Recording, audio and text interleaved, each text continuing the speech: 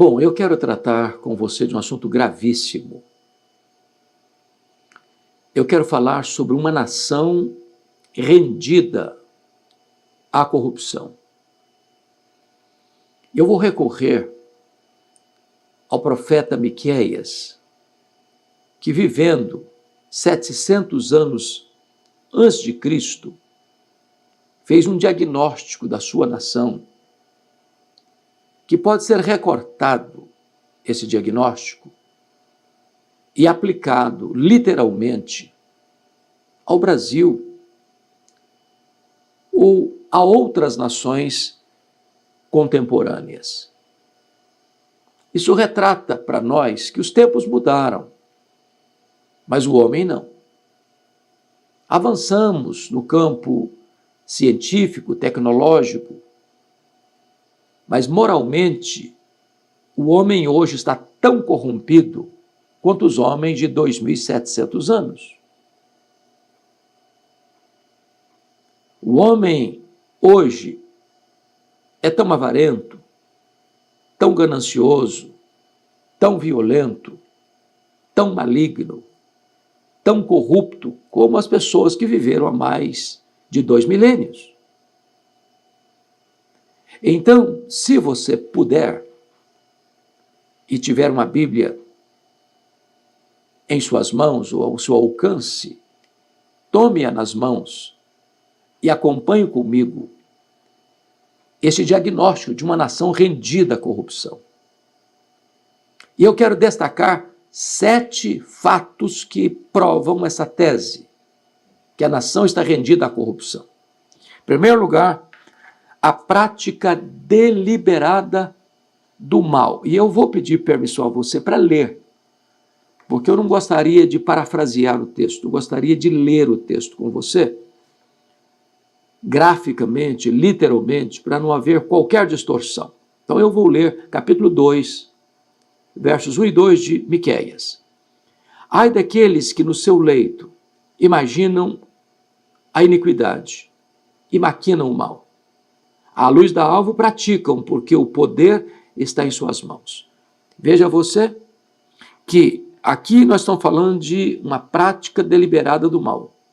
Pessoas poderosas, pessoas que têm poder, pessoas que têm a caneta na mão, pessoas que deliberam e as coisas acontecem porque eles deliberam, estão lá no leito, pensando, refletindo, ponderando, não coisas boas, não para ajudar, não para cooperar, não para fazer a nação crescer, não para fazer justiça social, não para distribuir rendas para aqueles menos necessitados. Não, eles estão pensando, maquinando o mal. E quando o dia amanhece, eles põem em prática aquilo que maquinaram de noite, porque o poder de fazer está nas suas mãos. É uma liderança que tem pensamento de fazer o mal e pratica o mal nos bastidores, no anonimato. Versículo 2. Se cobiçam campos, os arrebatam. Se casas, as tomam. Assim fazem violência a um homem e a sua casa, a uma pessoa e a sua herança. Ou seja, está aqui o princípio da ganância insaciável. Cobiçou, toma. Aí diz, mas não tem isso. Tem. Claro que tem. Quando você para pensar que as empresas estão sendo dilapidadas, estatais estão sendo dilapidadas, o dinheiro público está sendo dilapidado. Quando você imagina que recursos que deveriam ir para a educação, para a segurança, para a construção de estradas, para a melhoria das condições da vida do povo, esses recursos estão sendo desviados para contas bancárias rechonchudas, para o enriquecimento ilícito de alguns indivíduos. Isso é um assalto, isso é um roubo. E se está lá na ponta impedindo que uma pessoa seja atendida num hospital, que uma escola tenha uma estrutura física decente, que os acidentes de trânsito que matam pessoas todos os dias nas estradas não sejam sequer recapeadas, muito menos abertas e ampliadas, tudo isso é uma prática deliberada da violência. Segunda coisa, inversão de valores. Eu vou ler capítulo 3, verso 2. Os que aborreceis o bem e amais o mal. E ainda versículo 9, que diz assim: ouvi agora isto, vós cabeças de Jacó, e vós chefes da casa de Israel, que abominais o juízo e perverteis tudo o que é direito. Então, preste bem atenção aqui, que a questão não é tolerância ao erro, não é concessão ao que está errado, não é favorecer aqueles que praticam delitos. Não, a questão é mais grave ainda. É uma completa inversão de valores. É aborrecer o bem e amar o mal. É a sociedade pelo avesso. É aplaudir e proteger aquele que comete os mais horrendos crimes e pesar a mão sobre aquele que é justo. No versículo 9, ele está falando dos cabeças, dos chefes da casa de Israel, que abominam o juízo. O que é certo, o que é legítimo, o que é legal, o que é lícito. E pervertem tudo o que é direito. Ou seja, para manter esse sistema do esquema da corrupção, as pessoas pervertem o que é direito e abominam qualquer prática do juízo daquilo que é justo. Nas palavras de um contemporâneo de Miqueias, profeta Isaías, ele diz que chamam luz de trevas, trevas de luz, o amargo de doce e o doce de amargo. Nós estamos vivendo esse tempo no Brasil e no mundo. É inversão de valores. Aplaude-se aquilo que deveria ter vergonha e se envergonha daquilo que deveriam promover. É a sociedade pelas avessas. É o caos moral. Mas em terceiro lugar, o profeta Miqueias, no capítulo 3, versículo 11, ele vai descrever o poder judiciário agindo de forma parcial. Eu vou ler capítulo 3, versículo 11. Os seus cabeças dão as sentenças por suborno. Veja bem que ele está falando aqui de cortes. Ele está falando do aparelhamento jurídico da nação dele. Ele está abrindo as entranhas do poder judiciário do país dele. E concluiu que os juízes, os cabeças, davam sentenças não de acordo com a justiça, mas por suborno, que julgavam não pelos autos do processo, mas pela capa do processo. Dependendo da pessoa que estava sendo julgada, por receberem favores, benefícios, nem sempre revelados, a sentença era favorável a este em detrimento daquele, ainda que a justiça fosse torcida. Miqueias está denunciando na sua nação há 2.700 anos de nós, ou seja, 700 anos antes de Cristo, essa prática no seu país. E mundo afora, você aqui e ali e acolá constata o mesmo fato de juízes que são subornados, de testemunhas que são corrompidas, de inocentes que saem como culpados, culpados que saem como inocentes. É uma sociedade rendida à corrupção. Quarto lugar, Miqueias vai denunciar um sistema religioso corrompido. Porque veja você que toda a tessitura da nação de Miqueias está levedada, fermentada pela corrupção. Então, vou ler capítulo 3, versículo 11, parte B. Está escrito: os seus sacerdotes ensinam por interesse e os seus profetas adivinham por dinheiro. e ainda se encostam ao Senhor, dizendo: não está o Senhor no meio de nós? Nenhum mal nos sobrevirá. Talvez de todas as corrupções da sociedade, a mais gritante, a mais vergonhosa, a mais escandalosa, é a corrupção religiosa, é a corrupção da igreja, é a corrupção de líderes que ensinam, que pregam por interesse, por dinheiro,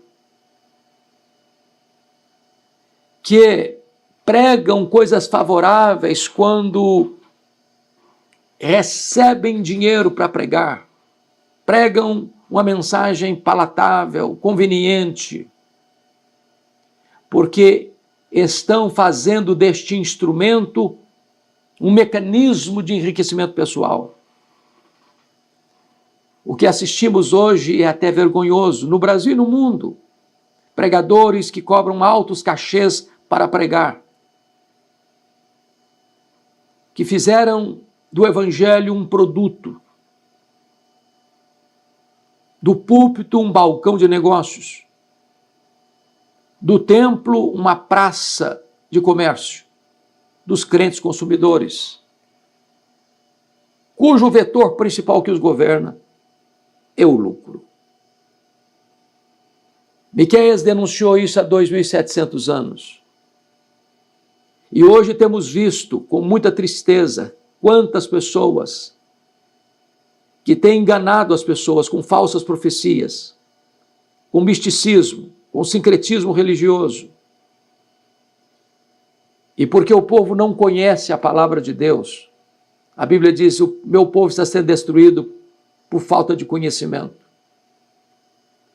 Em muitos lugares não tem mais palavra de Deus, não se prega mais a palavra de Deus, não se expõe mais a palavra de Deus, mantém as pessoas prisioneiras do sincretismo religioso, do misticismo religioso, das profetadas irresponsáveis, cujo propósito é enganar as pessoas e se enriquecer com essas práticas. Bom, Miqueias estava denunciando isso há mais de 2.000 anos. Os tempos mudaram, os séculos vieram, e o coração do homem continua tão corrupto quanto lá no passado. E a corrupção atingiu, inclusive, a própria religião, a própria igreja. Mas, em quinto lugar, Miqueias denuncia também o sistema comercial corrupto. Eu vou ler capítulo 6, versos 10 e 11. Preste atenção. Ainda há na casa do ímpio os tesouros da impiedade e o detestável Efa minguado? Poderei eu inocentar balanças falsas e bolsas de pesos enganosos? Preste atenção nisso. Ele está dizendo que tem tesouros da impiedade na casa do ímpio? O que ele está dizendo? A pergunta é esta. O dinheiro que cai na sua conta é dinheiro limpo? Os negócios que você faz, as transações comerciais que você faz, quando você se posiciona lá numa licitação de uma obra pública, isso é feito com transparência, com integridade? Ou tem propina? Ou tem vantagens? O dinheiro que rega a sua conta bancária é dinheiro honesto, fruto do trabalho honrado, honesto? Ou existe roubalheira nos bastidores para o enriquecimento de uns e prejuízo de outros? Mas ele vai além. Ele diz assim: ainda existe o detestável Efa minguado. Era uma medida dos cereais. É como se você pudesse pegar, por exemplo, você está vendendo aí 1 litro de trigo e, na verdade, você está entregando 900 gramas. Mas a medida é de 1 litro. Só que essa medida ela foi falsificada para o que está vendendo ter lucro e o que está comprando ter prejuízo. Versículo 11. Poderia eu inocentar balanças falsas, pesos enganosos? O que é balança falsa, peso enganoso? Lembra daquela balancinha de 2 pratos? Você bota no prato A o peso de 1 quilo e no prato B o produto que você está comprando, trigo, feijão, arroz. E quando parece que você está levando 1 quilo de feijão, você está levando 900 gramas e não 1 quilo. É o comércio.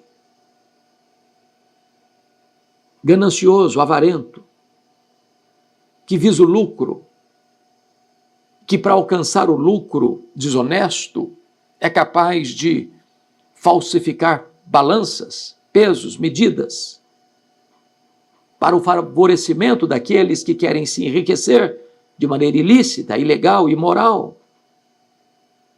Deus está dizendo, eu estou olhando isso. Deus está vendo isso. Deus não aceita isso. Deus reprova essa prática. Bom, isso estava acontecendo lá com Miqueias. Há mais de 2000 anos. Está acontecendo aqui e mundo afora. Ainda hoje. 6º lugar. 6ª denúncia do profeta Miqueias. O aparelhamento do Estado para praticar o mal. Isso é gravíssimo.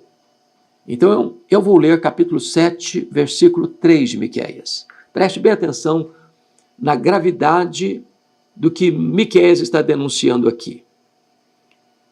Ele está dizendo assim: as suas mãos estão sobre o mal e o fazem diligentemente. O príncipe exige condenação, o juiz aceita suborno, o grande fala dos maus desejos da sua alma, e assim, todos eles juntamente urdem a trama. Se esse versículo fosse colocado nos nossos jornais diários, nos nossos periódicos semanais, como capa da notícia, não seria tão atual. Então vamos entender. As suas mãos estão sobre o mal e o fazem diligentemente. Ou seja, o mal é feito com diligência. Nós ouvimos falar no Brasil do chamado crime organizado. A sociedade pode estar desorganizada, o crime não. Eles fazem isso diligentemente. E aí o texto prossegue e diz, o príncipe exige condenação. O príncipe é o que está mandando, é o governante, é o poder executivo. O juiz aceita o suborno, poder judiciário, ou seja, o poder executivo e o poder judiciário estão mancomunados para a prática do mal, para a condenação do justo. E ele prossegue. O grande fala dos maus desejos da sua alma. Ou seja, o grande é o que tem o poder econômico. É aquele que tem o poder de influenciar os poderes constituídos com altíssimas somas de propina. E ele diz, e assim todos eles. Olha o aparelhamento aqui. Assim todos eles juntamente urdem, tramam, arquitetam, planejam a trama. Então, há um sistema de corrupção nos bastidores, longe dos holofotes. Mas esses esquemas vêm à tona em termos de opressão, de injustiça, de violência, de prejuízo, de injustiça ao pobre, ao necessitado, ao justo. Esse é o diagnóstico de Miqueias. Eu não estou falando do Brasil, estou falando de Judá, estou falando de Miqueias há 2.700 anos. Não estou falando dos Estados Unidos, do Canadá, da Itália, do Japão, eu estou falando de Miqueias. Mas como disse no começo, o mundo mudou. A sociedade mudou. Temos tecnologia, temos avanço científico, temos avanço tecnológico, temos avanço na medicina, temos avanço no mundo das comunicações, temos avanço no mundo da mobilidade, mas o homem continua com seu coração tão corrupto quanto no passado. Mas deixa eu terminar com sétima denúncia de Miqueias, lá do seu povo, lá da sua nação. É uma estrutura familiar falida. Olha comigo o capítulo 7, verso 6. Está escrito assim. Preste bem atenção. Porque o filho despreza o pai. A filha se levanta contra a mãe. A nora contra a sogra. Os inimigos do homem são os da sua própria casa. Bom, é conhecido o fato de que a família é o grande reservatório moral de uma nação. Se você acompanhou o raciocínio de Miqueias, que eu estou trazendo aqui, ele está denunciando a corrupção dos governantes. Ele está denunciando a corrupção do poder judiciário. Ele está denunciando a corrupção no mundo corporativo. Ele está denunciando a corrupção do comércio. Ele está denunciando a corrupção da indústria. Ele está denunciando a corrupção da igreja, da religião. Ele está denunciando a corrupção da família. A família é um pé de guerra. É o pai contra o filho contra o pai, a mãe contra a filha contra a mãe, a nora contra a sogra contra a nora, a ponto dos inimigos do homem estarem dentro da sua própria casa. E você pergunta, tem esperança para uma sociedade dessa? Tem saída? Muda ideologia política, muda partido político, muda político, e o problema continua. Porque o mal não está apenas na estrutura social, econômica, política, religiosa, o mal está dentro do coração do homem. Talvez nós, periodicamente, somos retroalimentados ou alimentados, ou até desesperançados também. A hora que mudar esse partido, a hora que mudar esse candidato, a hora que outro partido assumir o poder, a hora que outro candidato assumir o poder, vai melhorar, e você tem um pouquinho de esperança, daqui a pouquinho volta tudo e estaca zero, porque esse ciclo é produzido pela corrupção do coração humano. Mas tem saída? O profeta Miqueias aponta uma saída. No capítulo 5, verso 2, desse livro, ele vai dizer o seguinte: E tu, Belém, Efrata, pequena demais para figurar como grupo de milhares de Judá, de ti sairá o que há de reinar em Israel, e cujas origens são desde os tempos antigos, desde os dias da eternidade. Miqueias, 700 anos antes de Cristo, anuncia o nascimento do Messias, do filho de Davi, que nasceria em Belém, a casa do pão. E ele é o rei da justiça. Ele é o rei que governa com justiça, que não aceita suborno, que não tolera violência. E quando ele veio, 700 anos depois, o reino que ele estabeleceu foi um reino espiritual, não um reino político, não com armas convencionais, não com exércitos nas ruas, mas um reinado no coração. E aqueles que se convertem, são convertidos a Cristo, passam a ficar debaixo do governo de Cristo. Ele é o príncipe da paz. Essa vida é transformada, esse coração é transformado. Uma nova vida se estabelece. E é por isso que agora o próprio Deus, por meio de Cristo, perdoa os nossos pecados. E no capítulo 7, ele vai dizer no versículo 18: Quem, ó Deus, é semelhante a ti, que perdoas a iniquidade e te esqueces da transgressão do restante da tua herança? O Senhor não retém a sua ira para sempre, porque tem prazer na misericórdia.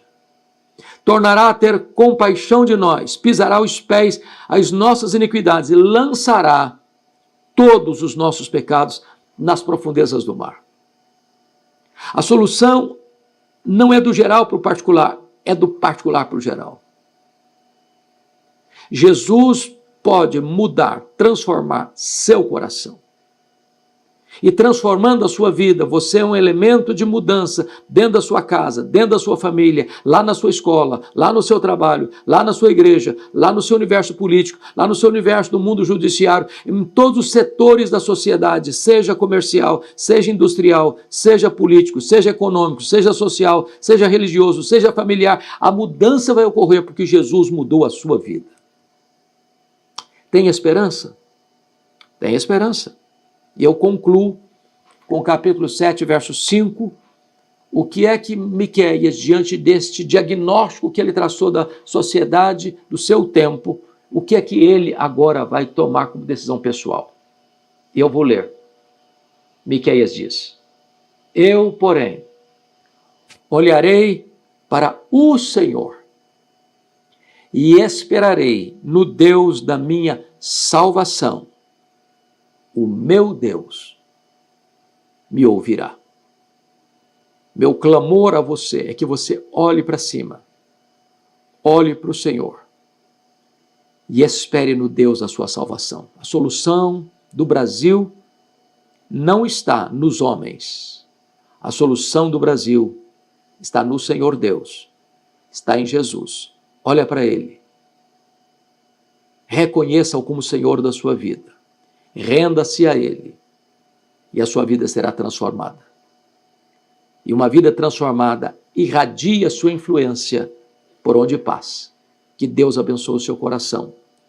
Que Deus abençoe sua família. Que Deus abençoe o Brasil.